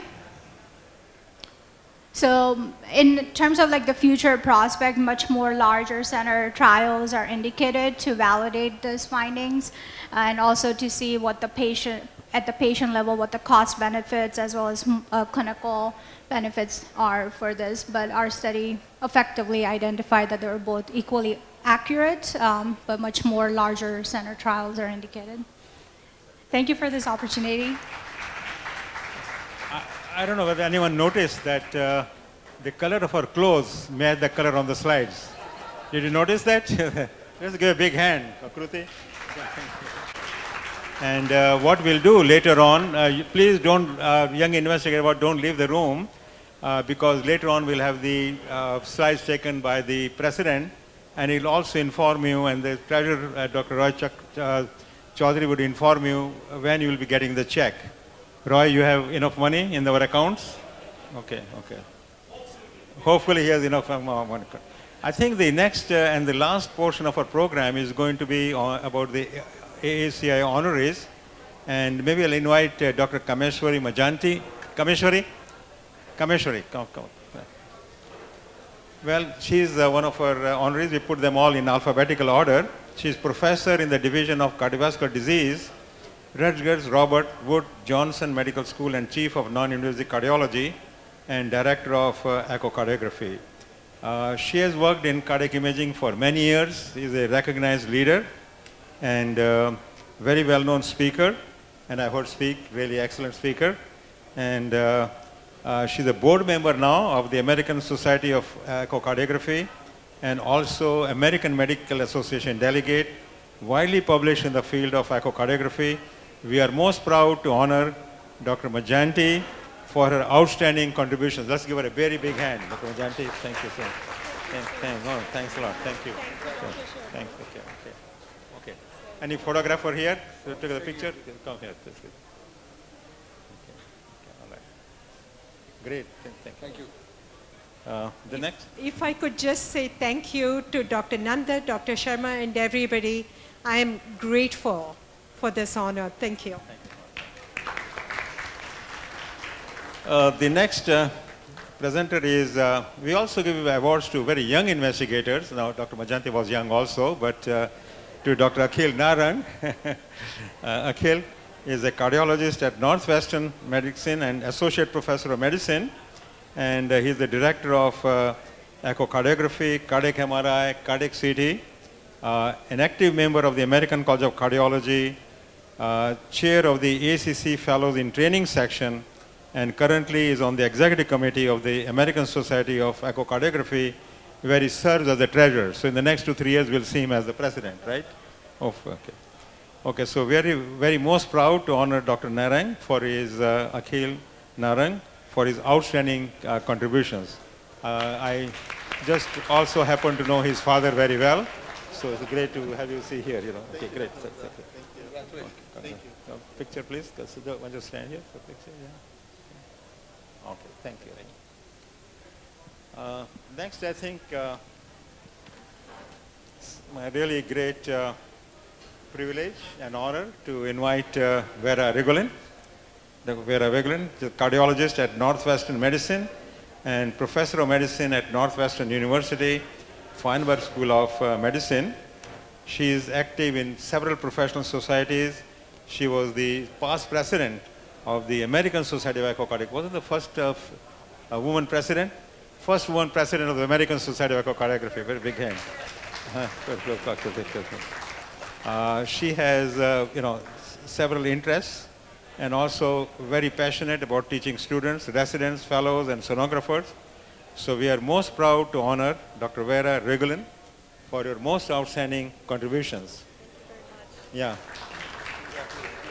I think we know Rela for a long time. I think we were in Egypt together sometime long in a cruise, okay. So give a picture. We'll send you the thing later on, the certificate.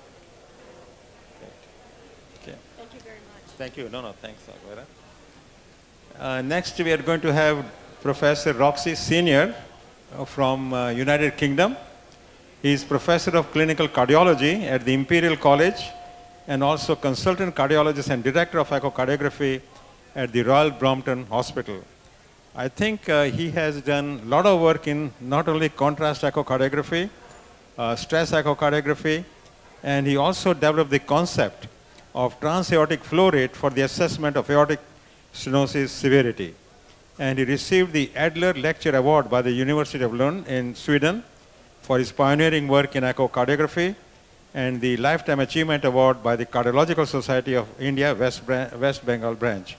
So very proud to honor him for his most outstanding contributions in the field of echocardiography. and we have learned a lot from him, from his lectures. Thanks.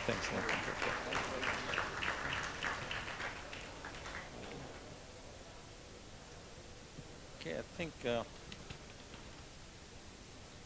but not last, we have someone from Chicago we want to honor, and that's Dr. Dilip Shah. Dilip, where are you, Dilip?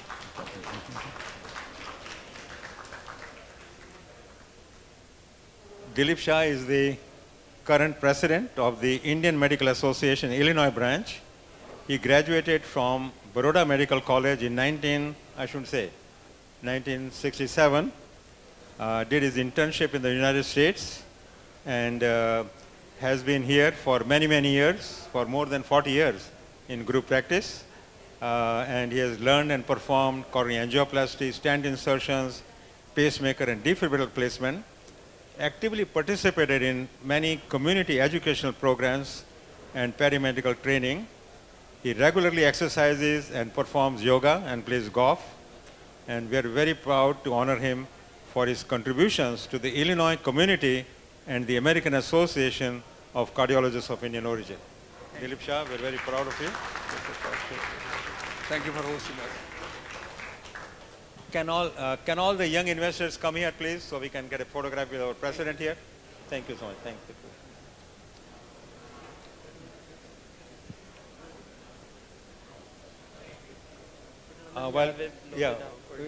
While we are getting here, I need to make just a few announcements. We want to congratulate Dr. Vemuri Murthy and his wife. It's his birthday today. And I don't think we have a candle here, but let's give him a big hand for his birthday. Yes, birthday here. And yeah, we have Mr. Ankit Vij here, who is a publisher from India. He's here, and he has brought a sort of a copy of the third edition. Why don't you come here? Third edition of the comprehensive textbook of echocardiography, which is written by many, many people. Many of the contributors are actually here in this room. And I just was simply an editor of that book. So this is the comprehensive, the third edition.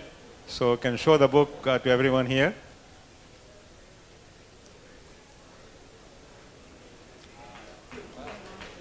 Okay, get a picture of the book, okay. It's very heavy, I can't hold it, so I told Dr. Sharma to hold the book. It's too heavy for me. Thank you very much, Dr. And I think Dr. Ramana is here, and he has a sort of a project he wants to show. Oh yeah, young investigators are here. Let's take a picture first. Let's get in the middle of those. Yeah. Come two on either side. Yeah. Yeah. Okay. The picture will be published. Okay.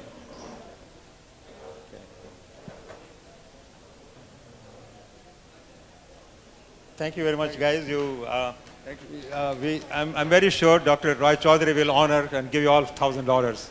And you get an extra $50, because I think they all got the practice of speaking without slides. Very important, when you grow up later on, when your slides may not work, so you should start practicing without slides, So that's good, especially you, That is very good. It's just 3 minutes. No, you are fine. You are fine.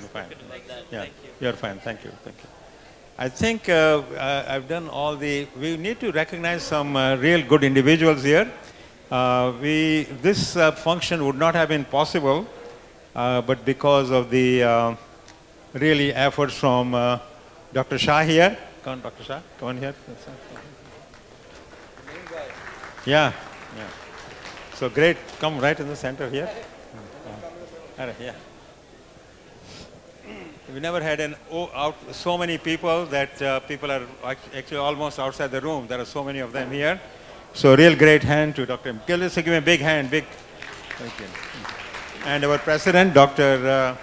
Rakesh Sharma, who has really organized this whole function. Let's give him a very big hand also. Great hand. I really want to say something about Dr. Shah. From day one, he's done remarkably well, putting this venue together, putting this whole program together, and wonderful food you're about to taste. Thank you, Dr. Shah. Thank you. And also Dr. Gopal Lalmalani. Just stand up. He has been here for a long time. He is a former president of the American Association of Cardiologists of Indian origin. also the president of the American Association of Physicians of Indian origin, and 3-time mayor of Oak Brook, one of the richest suburbs in Chicago. So give me a very big hand. Yeah. So many Oak Brook residents here. Yeah. Okay, so many other presidents here. Yeah, it can stand up. Okay. Thank you. And we have the Chancellor of the Rajasthan University of Medical Sciences, is a special guest for us here, Dr. Rajav Panwar. And he has brought his 16-year-old son with him also, Samir. Grandson. And so he is actually the first cardiologist, as far as I know, to become chancellor of any university in India, you know, first cardiologist anyhow. Yes. So thank you very much. Just say one minute only. Okay. Good evening to everybody. It is a great pleasure to be here and a very auspicious gathering. But I want to say or extend my regards, gratitude to Dr. Nanda. And here I would like to mention that Dr. Nanda is an academic father of mine, and he is a grandfather, academic grandfather of my son, and he is a great-grandfather of my grandson who is under his training. So I want to extend all my regards and thanks to Dr. Nanda. He has trained my 3 generations, and I think this is the first example, 3 generations together and trained by him, because I am just retired from the post of the Vice Chancellor, Rajasthan University, Health Sciences and Professor of Cardiology. My son is doing practice here as an interventional cardiologist. My grandson, who is the great-grandson academically of Dr. Nanda, he is interested in the research and working on some research projects. Thank you very much to all, and it's a great pleasure, and thanks to Dr. Nanda. Thank you. Thank you for coming all the way from India here to attend this meeting. Thank you very much. Thank you. Am I forgetting anybody else here? Yeah. There is only, I think Dr. Atul Prakash wanted to speak for 1 minute. Dr. Vemuri, no, it's okay. Atul, you want to speak for a minute? Exactly 1 minute. Let's see.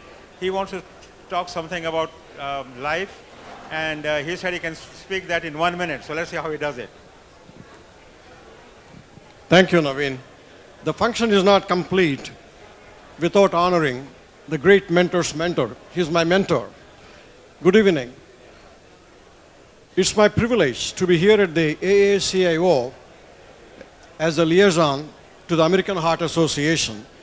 Dr. Naveen Nanda and I happened to chair the first Indo-US scientific sessions on cardiac resuscitation on January 18th, 2025 in Hyderabad, which has been attended by 500 Indo-US physicians. And this the multi-organizational program was conducted under the aegis of the American Heart Association, American Association of Cardiologists of Indian origin, Indian Medical Association, and Asian Institute of Gastroenterology. I'm truly honored to recognize Dr. Naveen Nanda's outstanding contribution to the world as the father of echocardiography with this plaque on behalf of all the participating organizations. Gopal, thank you all. Please give him a big standing ovation. Please, he deserves that. Thank you. About Dr. Nanda, I left India in 1986 to go to England. At that point, I had heard the name, I had heard his name, Naveen Nanda, and he stood for the father of echocardiography. Of all the accolades, what has impressed me the most is his humility, and which has impressed me to date. If I send him a text, I get a response within a few minutes, even to date. Kudos to you, Dr. Nanda. I do admire you. So I will just spend a minute of all the work I've done. I'm an electrophysiologist and a cardiologist. The thing which is closest to my heart is a comparison of philosophy and electrophysiology, which entwines with human behavior. You might wonder, what am I talking about and why am I holding you up because you want to have dinner? As all the talks today, it mentioned one thing: birth, disease, and death. Birth, disease, and death, they are self-perpetuating. You have increased aldosterone, you have scarring and fibrosis. You have increased lipoprotein A, you have increased calcium score, eventually death. How do we reverse this? The same applies to a disease entity. One of the things I attack is atrial fibrillation. Atrial fibrillation begets atrial fibrillation. The more you have, the more scarring you have, the more atrial fibrillation you have, and then it becomes irreversible. How does that apply to human behavior? Something which you may not have heard, I can send the publication. It is called the clean slate theory. It is called the clean slate theory of human behavior. What does that mean? It is applicable to the world we live in right now, but it is linked with electrophysiology and it is linked with aging and disease we just saw now. All diseases have a genetic factor, genetic predisposition to disease and aging. We all age and have disease in a separate way. What is the corollary in human behavior? Unfortunately, it is bias. Bias is not a rude term. We all have some bias. I'm standing here in front of you. You may have formed an impression as I walked on the stage based on how I look, based on how I dress, based on how I speak. We all do that in a subconscious level with each other. It is human nature. Then we have an interaction. If I speak well, and those of you who thought that I will do a good job will say, look, I had thought so. I had thought he would speak well. So what happens? You go on a positive spiral of behavior.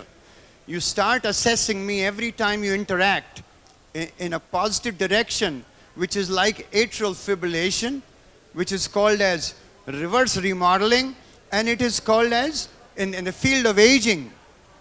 What is the difference? And the difference is, and you gave me 1 minute, in physiology of aging and disease, to a point it is irreversible because of scarring. You cannot prevent aging, but you can minimize it, and you can slow that graph from birth to death. You can extend it. With human behavior, whether applicable to all of us, to how you see me, to how I perceive you, you can reverse it. If you have a positive movement on our assessment of someone, that's easy. You'll always think the person is good. Even if he does something wrong, you'll be more forgiving. And the key is, on a negative frame, if you think that this person is not good or he is not good, you have the power and to change it around. It is called the clean slate theory. On a world level, on a political level, on a world scenario, we are suffering because we don't apply the clean slate theory. We let the bias, and we allow the baggage, and we allow our interactions to go down a spiral of life. So, let us take that. Don't get me wrong, I fail every day in my own assessment. But we can only try, and we can keep on at every stage of life. Try and apply the clean slate theory. It is published in the Journal of Electrophysiology. Thank you. I took more than a minute, sir. Thank you very much. Thank you. Thank you. Should we announce for the food? Is that okay? Good to go? All right, the food. We can start the food, guys. And the music can go on softly. Thank you.